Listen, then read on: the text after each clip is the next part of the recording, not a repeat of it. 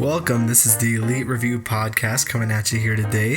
We're doing something a little different here today. This is actually a new thing we're trying out. We're going to be calling it our mini-sized review series, where it isn't really our big stuff. It isn't like our Star Wars videos or our MCU videos or Justice League videos. It's more of just like our smaller things, kind of talking about movies that are kind of not being talked about as much or aren't huge things, but movies that, either host has personally seen. You'll typically just get one host talking about these movies, and they'll just be, like the title says, mini-sized. So we're just going to dive right in here. Today we'll be talking about Chaos Walking. It's a new movie starring Tom Holland and Daisy Ridley. I just recently saw it this week and just want to give a quick review on it here. So let's start with a plot summary here, just for those who don't know what this movie's about. But basically it states a dystopian world where there are no women and all living creatures can hear each other's thoughts in a stream of images, words, and sounds called noise.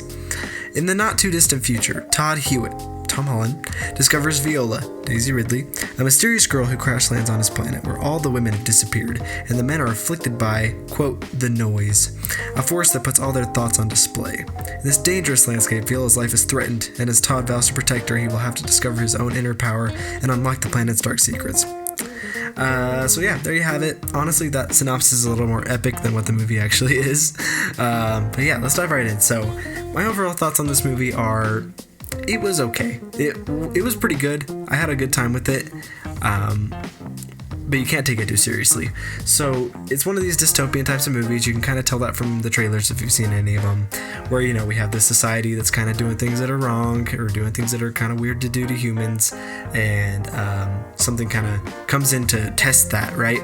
So we have like our Hunger Games and our Divergent movies and The Giver, like all these types of movies where society is structured and something comes to disrupt it.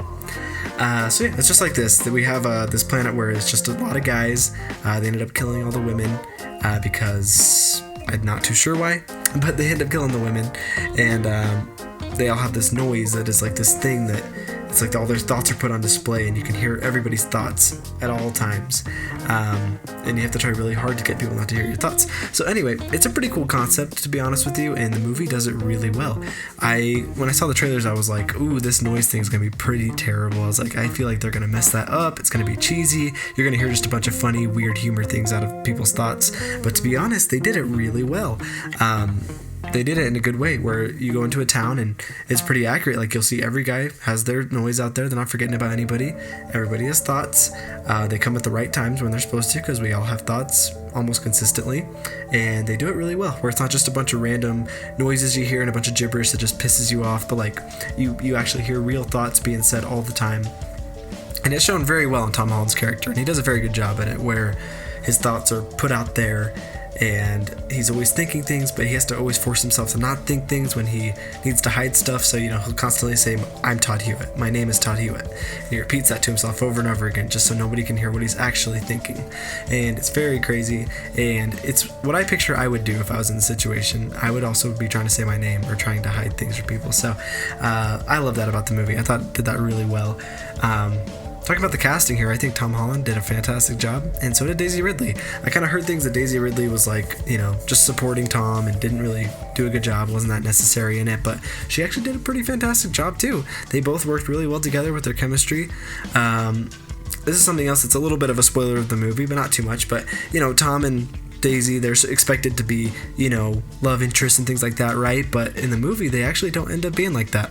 There's a lot of teases for it, there's a lot of good humor with it, but they don't ever actually end up becoming love interests of each other. And that's what I like about this, because every movie like this where, someone's got to save somebody who's less fortunate, and maybe they don't connect and they kind of argue a lot and stuff, they always end up, kissing, or always end up falling in love somehow because they're always arguing with each other. But this movie does not do that. It's just two people helping each other out. Tom Holland's helping her out, and he's just trying to help her. Like, that's really it, and I like that. As far as the plot goes, it's an okay plot.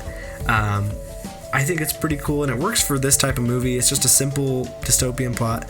I will say, by the time you get to the end, though, the ending is pretty abysmal. It's pretty terrible.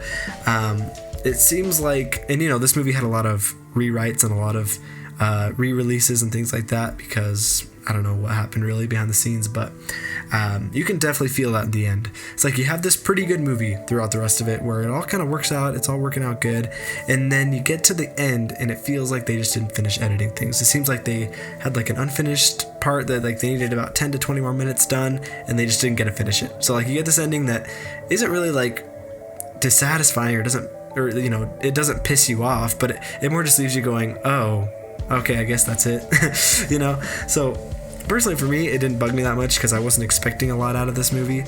But you know, if you were really into this movie and you're loving it, then the ending's going to be terrible for you.